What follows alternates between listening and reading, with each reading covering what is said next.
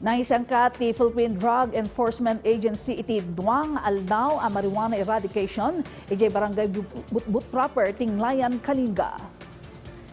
Iti report pinarot kan dinadael dati 38,400 fully grown marijuana plants nga gatad iti 7.68 million pesos.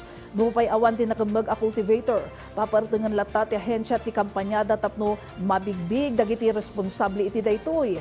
Kabayatan na kinambag ti NBI Cordillera ti duwang individual iti sting operation da iti may sa hotel iti Marcos Highway. Ti duwang individual ket manipod mangaldan Pangasinan nga agilako kuma iti illegal a droga iti syudad. Kabayatan ti operasyon na kumpiskar ti 10 a gramo ti maatap a shabu nga gatad iti agarup 70,000 pesos.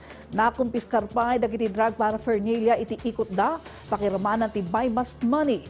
Agpadaan nagpositibo dagiti suspect iti fluorescent powder exposure ken substance use kas may basar iti resulta ti medical examination da.